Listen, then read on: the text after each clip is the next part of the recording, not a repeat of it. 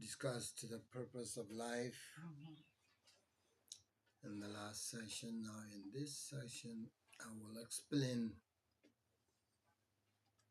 how both, again, like happiness and suffering can be used as the path to awakening.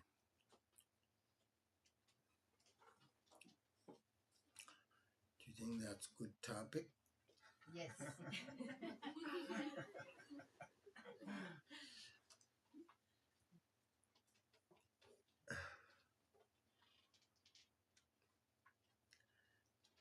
People suffer in this modern world not because life is hopeless, right? But because of how we live in this modern world today. Many people feel overwhelmed by work, family sort of responsibilities, financial struggles, um, social expectations, or political problems, all this, right?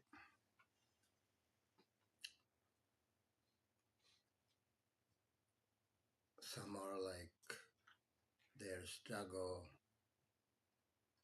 their past sort of experience, like childhood, difficulties, they continue to sort of cause suffering. All of this builds into unhappiness. That's major problem, I think.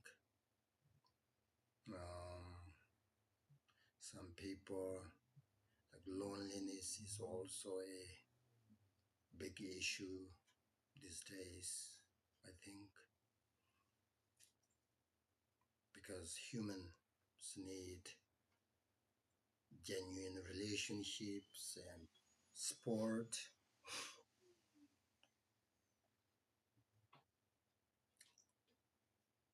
That's a so happiness is not found in a perfect life.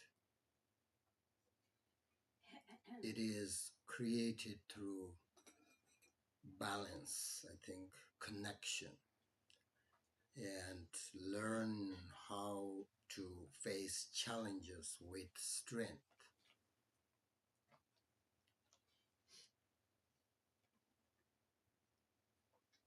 So whenever you are harmed by others or face difficult situations, if you make a habit of focusing only on the unhappiness, then even small problems can bring and cause sort of deep suffering.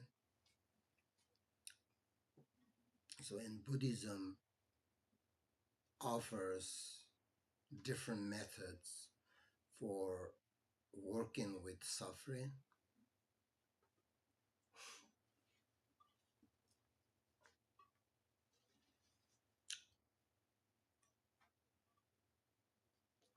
The first method in Buddhism is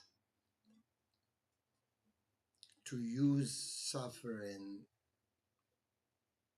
to understand its pointless.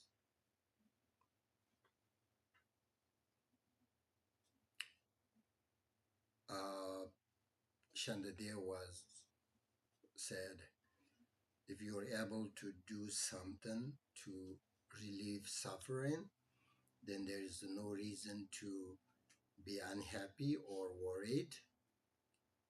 If you cannot do anything about it, then worry and your unhappiness bring no benefit.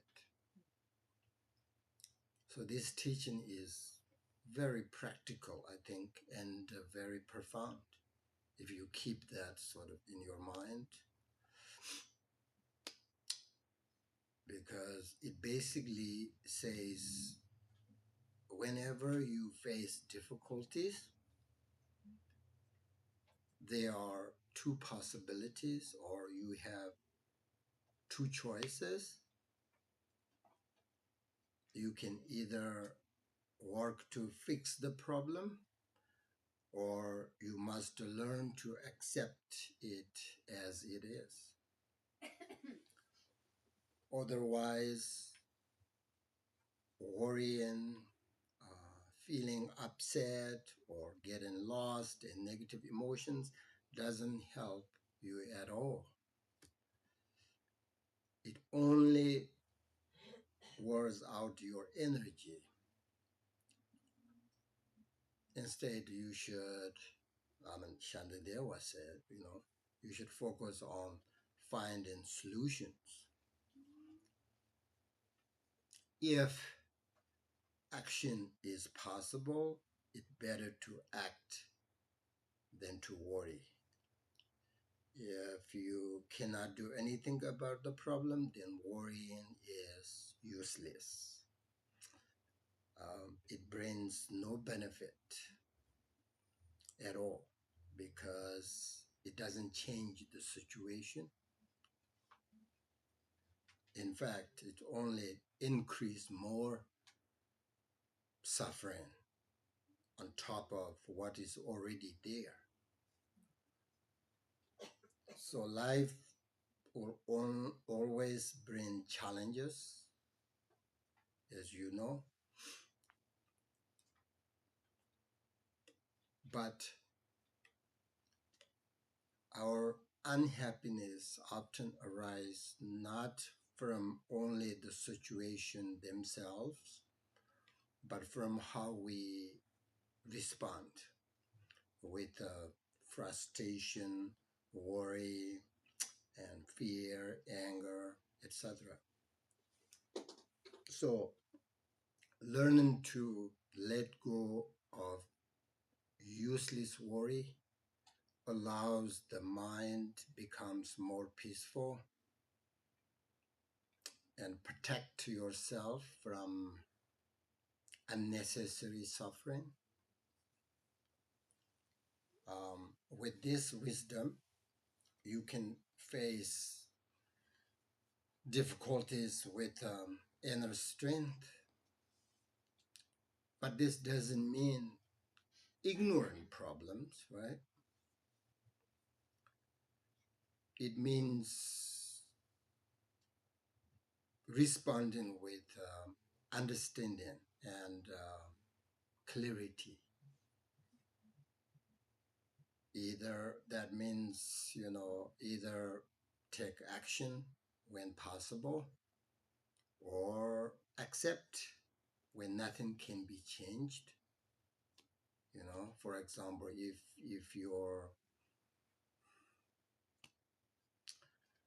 um, if your flight is delayed, you have two options, right? Basically, if you're if you can rebook or adjust your plan, then you should act like that. There's no need to sit in frustration.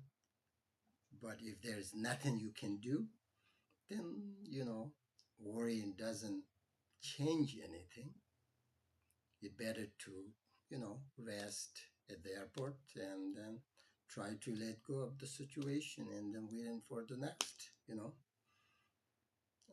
that kind of thing, In this way, suffering itself becomes a teacher, kind of, You don't have to look sort of negatively suffering, or suffering is. That's why lots of people don't like Buddhism because they're talking about only suffering.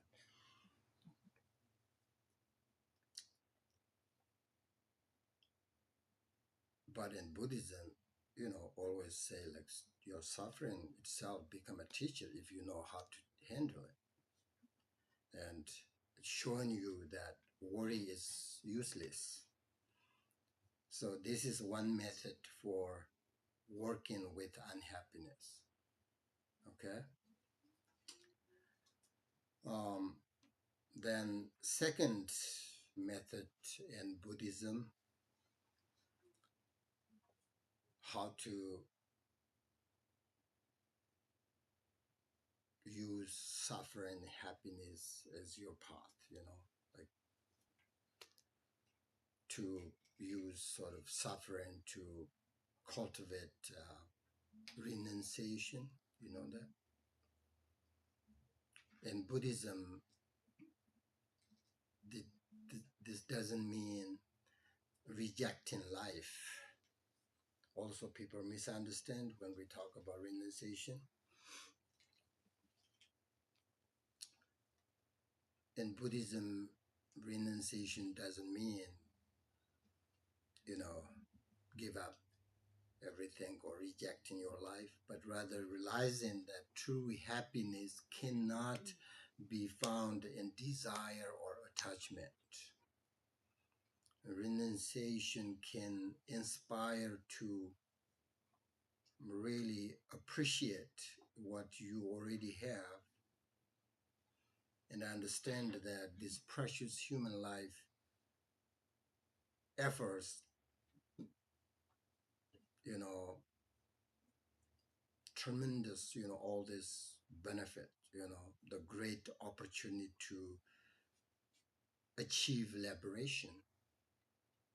So in Buddhism, renunciation has a very specific and practical meaning. Again, it's not about rejecting your life or abandoning, responsibilities, or refusing enjoyment, all that. Rather, it is about not being controlled by them. So renunciation means appreciating what you have instead of constantly wanting more and more and more. It's about freeing the mind from desires that cause suffering or unhappiness. That's exactly what it means, renunciation.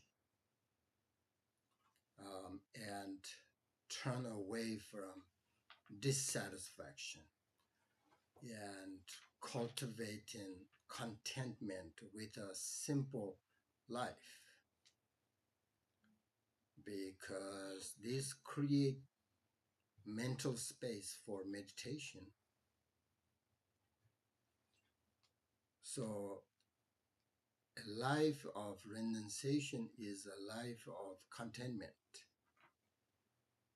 Uh, and this allows practitioners like you to minimize their distractions.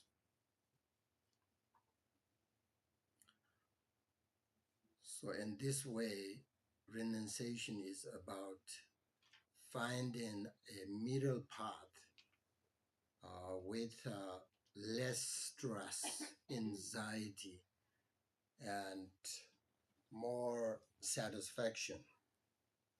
That's another method in Buddhism um, to, use suffering to cultivate renunciation. Uh, then another method in Buddhism is to use suffering as a way to take in refuge. Um, it uses a negative experience as inspiration for spiritual practice and a way to seek refuge. feelings of unhappiness indicate that something is not right, either within your mind or in your life situation. Instead of seeing unhappiness as just a burden, you can view it as an opportunity to seek guidance and wisdom, you know. So when you are suffering or unhappy, that shows something is not right. So you looking for something or wisdom how to fix this. So this is where unhappiness or suffering itself becomes useful. It becomes a doorway to spiritual growth. So using unhappiness as a way of sort of taking refuge means letting your suffering remind you to return to the Buddha Dharma for guidance, safety, or healing, rather than reacting with fear, anger, or frustration. So taking refuge means rely on the Buddha's teachings,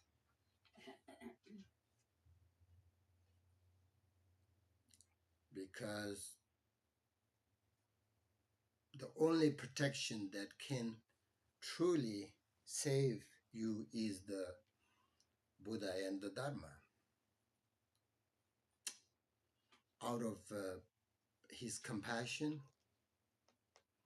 the Buddha discovered this profound path and shared it with us. So, the challenge is not in the path itself. The path is clear and very direct. What makes it difficult, the real challenge arises in the practitioners who faces distractions, laziness, hesitations, all these other obstacles. But there is no need to feel discouraged. We are capable of following in the sort of footsteps of the Buddha and attaining full awakening. As I mentioned yesterday, we all have this sort of great potential. So walking the same path, we can achieve the same result, the complete sort of enlightenment of a Buddha. Especially in Mahayana practice, the most important thing is to generate the mind of enlightenment, a compassionate heart. So this is exactly what the Buddha himself practiced at the very beginning of his journey. So for practitioners on the path, cultivating this is essential. Bodhicitta, the kind heart, the wish to sort of awaken for the benefit of all beings, cannot arise in someone who does not believe in their own potential. For this reason, the Buddha taught that every one of us possess the enlightened sort of essence, the potential, because this teachings gives us encouragement and help us recognize that the basic goodness is within us. It shows us that enlightenment is truly absolutely possible. So in this way, the Buddha kind of inspired us with confidence, dignity, and hope, and so therefore, uh, using unhappiness or suffering as a way of take refuge in the Buddha is to study his teachings and to cultivate faith and trust that protect you, your life, and how to handle all this suffering. That's another method. And then another method in Buddhism is to transform suffering into the sort of purification of harmful actions. That means all the suffering we experience arise from harmful and negative actions. So if we truly wish to be free from suffering and unhappiness, uh, we must stop committing negative actions and transform suffering into purification, meaning, purify all the negative actions we have accumulated in the past and the present. At the same time, um, we should commit ourselves to never repeat these harmful actions again in the future. So when you experience suffering, you don't need to worry about, you know, karma, from your past lives, and, instead examine your actions from yesterday.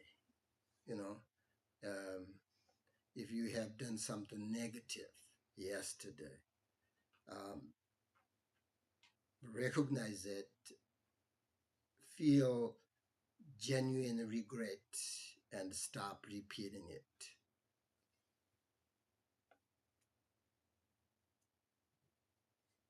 This is what we as Buddhist practitioners need to do. In this way, we can understand how karma brings its result.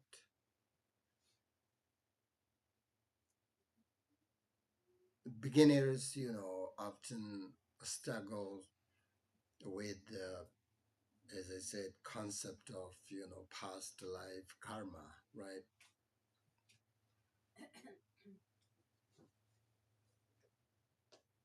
Karma, from past life refers to habits that can even show up when you are a baby.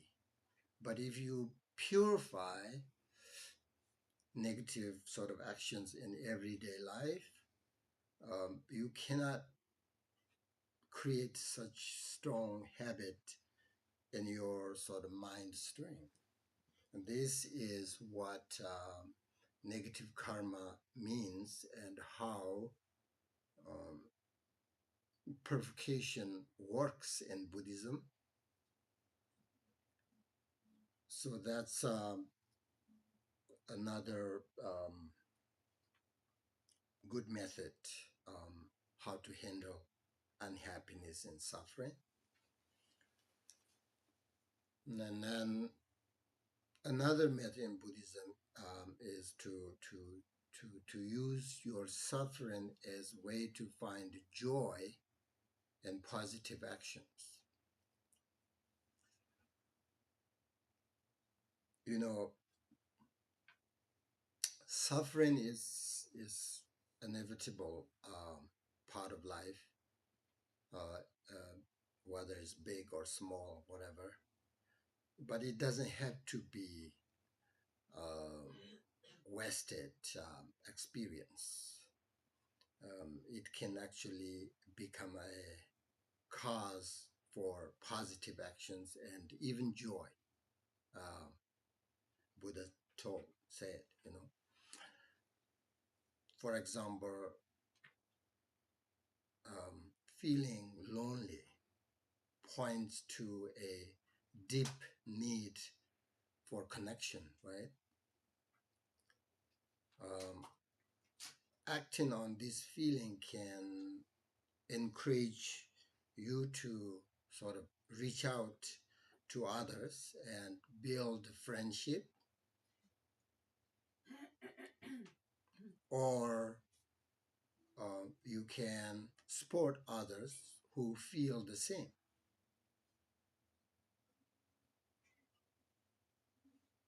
Experiencing suffering helps you actually understand the struggles of others more deeply, right?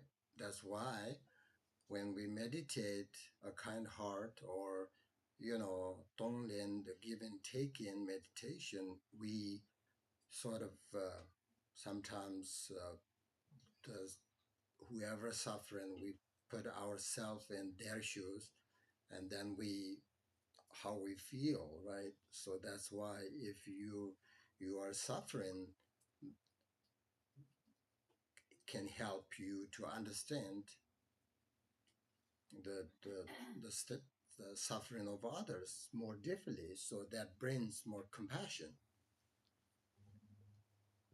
So this understanding can, inspire compassionate action. So when you feel unhappy, you know, ask yourself, how can I use this experience to grow or cultivate love?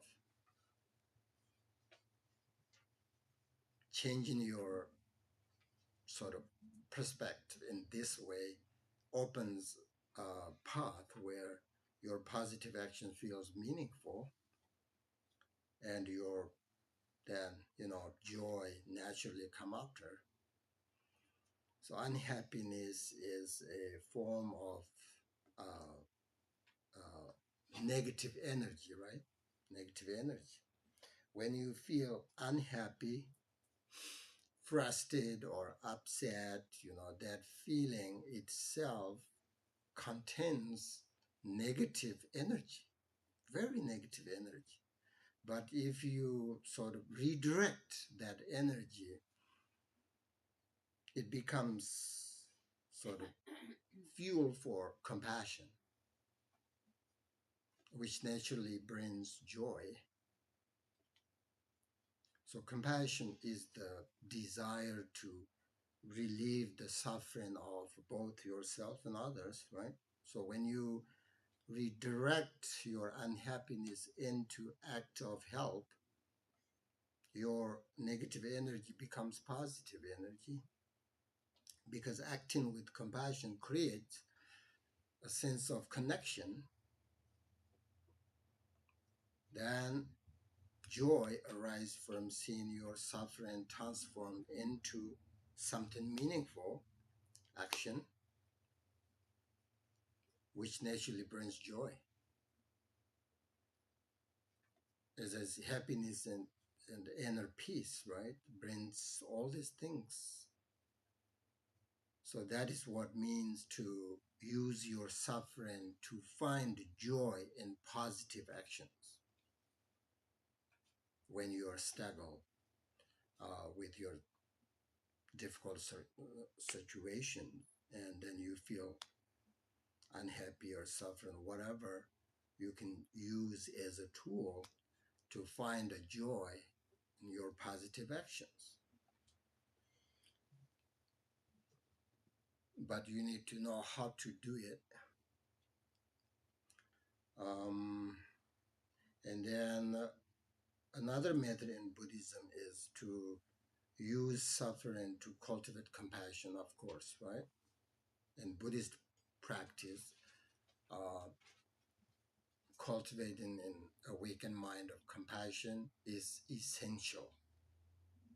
Our own suffering can motivate us to help and care for others. So, in this way, suffering becomes a sort of doorway to compassion. So, when you are aware of your own suffering, it becomes sort of easier to connect with and understand the suffering of others. Um, for example, uh, uh, reflect on your own suffering and contemplate the suffering of others. Whatever you wish for yourself, others wish for the same. So keep that in mind as you act, right? Your compassion will grow. Practice seeing others as equal to yourself. Over time, this kind of practice really opens the heart and make it easier to connect and get along with others. You know, if you are lack of compassion, you are a very difficult person to get along with others. Always, no matter what, you make a friend, new friend, few days, few months, you're good, and then something wrong. Then you fight. Then you don't like each other. Then you find another person. Same thing happen. It's just never work. It's just nothing wrong with you or with the person, but there's lack of compassion and wisdom. So Buddhism teaches that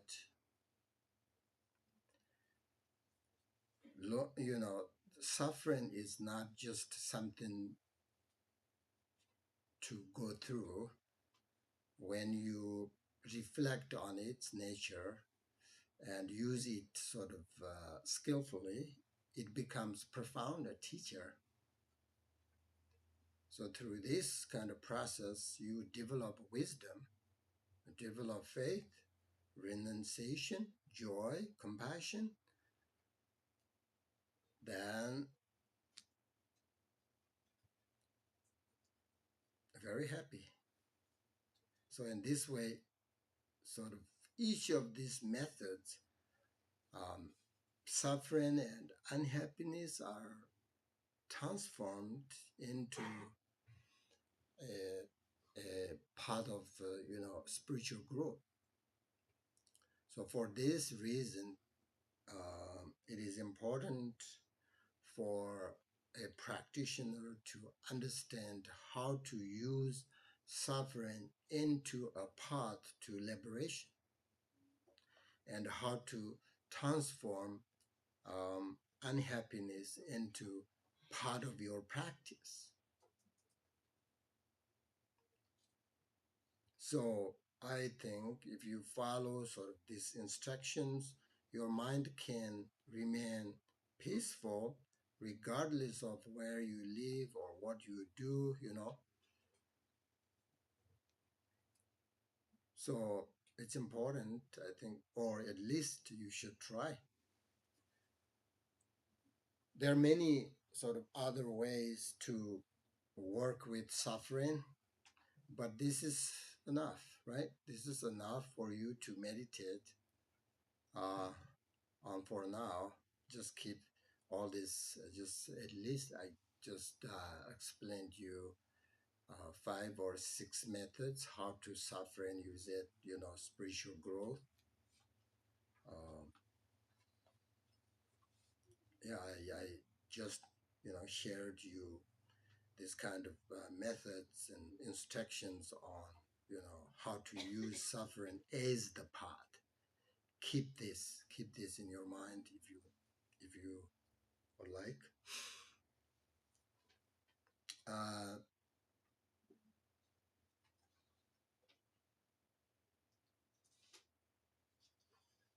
then, if you want to, um, uh, I will explain how to start a daily meditation practice.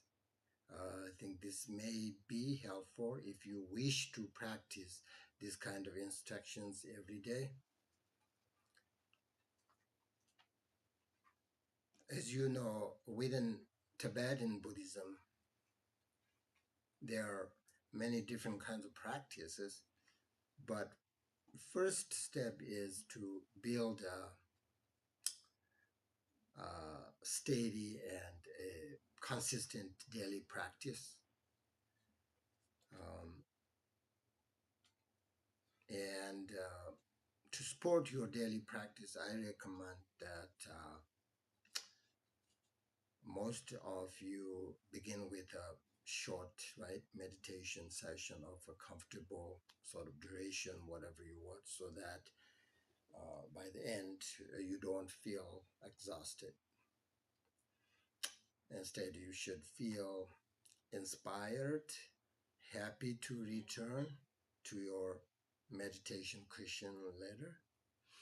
So therefore, it is better to have, you know, teachers always say that have several shorter sessions rather than very long, session.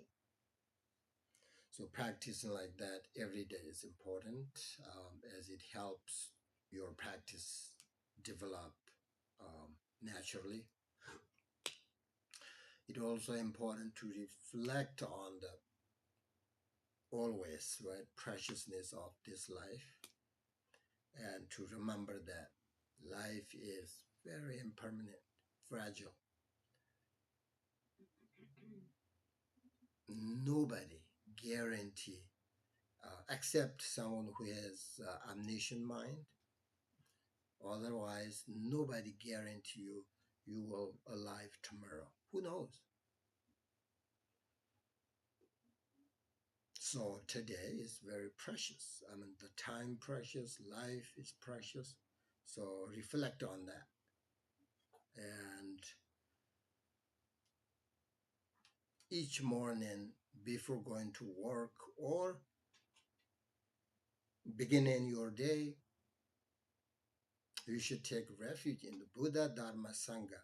If you are a Buddhist, that's very important. If you are a Buddhist, I'm not talking everybody, but if you are a Buddhist practitioner, the beginning of your day, you have to, or you should take refuge in the Buddha, Dharma, Sangha. To take refuge is open your heart with trust and commitment to the three jewels. Uh, Three jewels means, the Buddha, the teacher, discovered uh, the path to liberation. That's our main teacher. The Dharma, the teachings, represent the truth and the path itself. And the Sangha means the community of practitioners who support the teachings, share the teachings, inspire practice and teachings in each other. So that's why take refuge in three jewels every morning. The beginning of your day is important.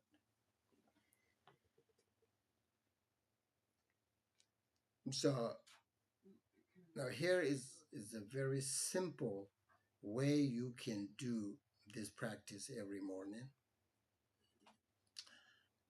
So, sit, whatever, quietly, um, for a moment, and as I always say, generate motivation, and then reflect that life is precious, and think today, whatever I do, whether big or small, may it be meaningful, positive, and beneficial for myself and others.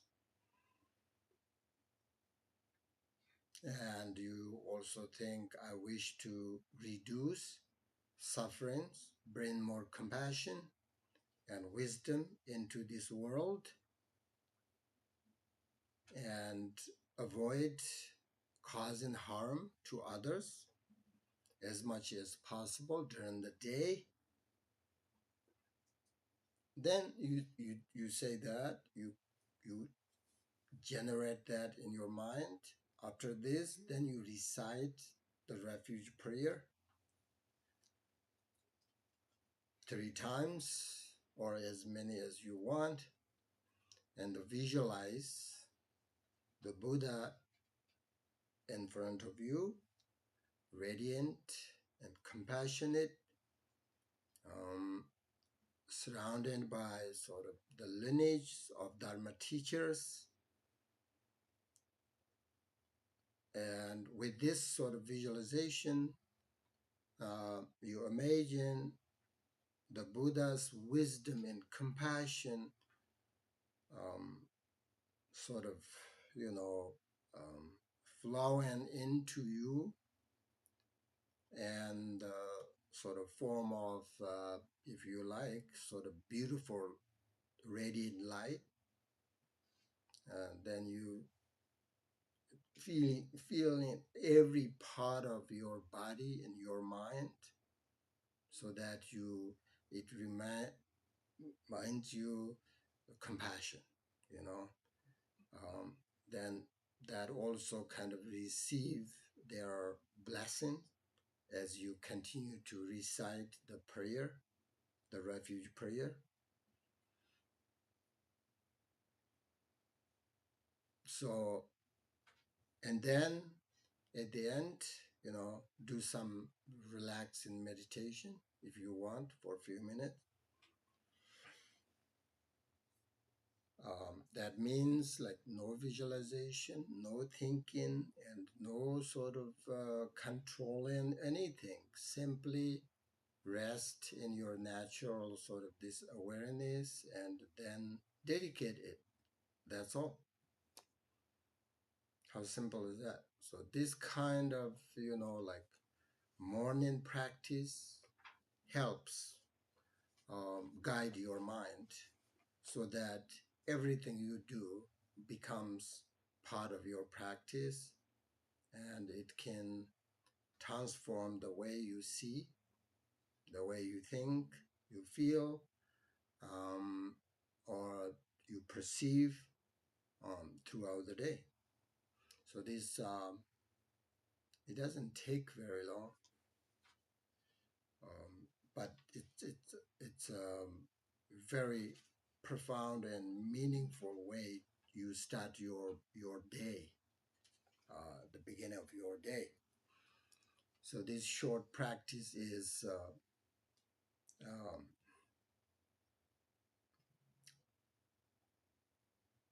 sort of meant for busy Buddhist practitioners, like you know, who are working or have a busy life or family responsibilities, as well as, for those who have not yet um, done preliminary practice, right?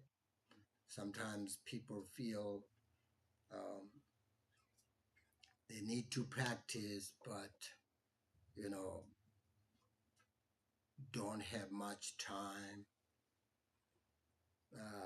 So they are not sure how to keep their practice sort of both short and meaningful. And then they are also,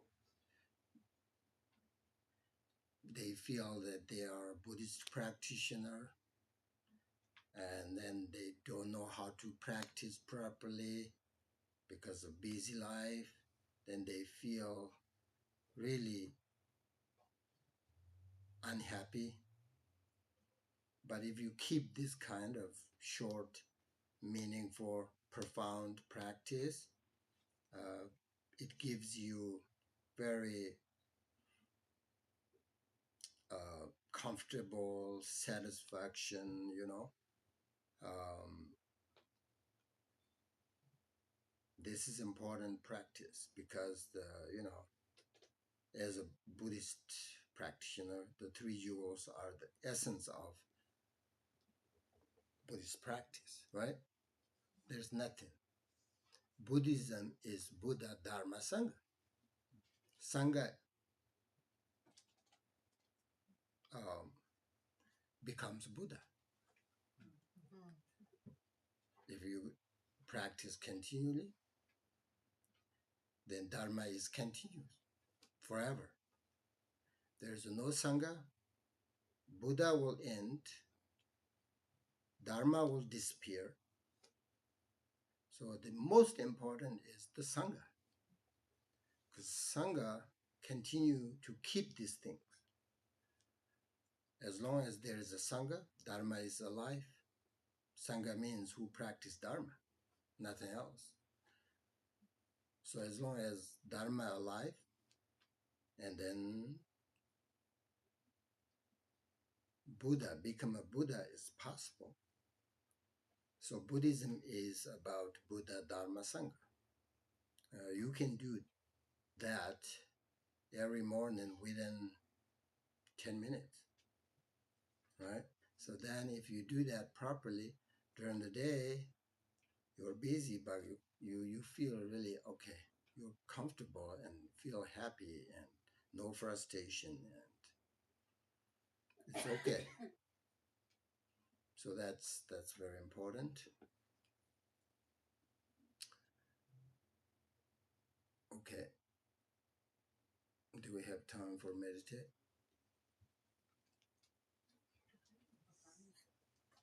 Uh-huh. Yes.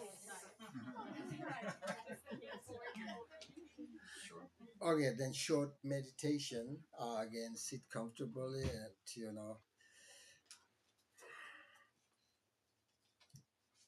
as long as we're talking about this, the refuge. So maybe just sit there and then visualize the Buddha in front of you. Basically, we really don't know who is Buddha, what kind of, his body, and we don't know. 3,000 years ago, how do we know? But as a Buddha, as a real human being, that's very simple way to, I visualize him as a great human being. So you visualize Buddha in front of you, radiant and compassionate for sure, right? And take refuge in him as your genuine teacher, the great teacher. Then reflect on Dharma teachings, of course, see the Dharma teachings as a clear light of wisdom, remove suffering of samsara. So then you say, take refuge in the Dharma as your sort of unmistaken path, and then reflect on the Sangha. Of course, they support your practice and sharing sort of similar interests and beliefs, and so they are companions on the path as your genuine spiritual friends. And you take refuge. That means you respect each other, harmony each other, love each other, and then let the feeling of trust, inspiration grow in your heart. This is it. These people are my family, and I trust them. I love them. I will never harm them.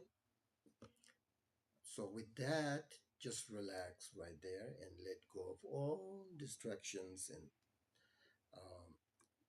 meditate like that.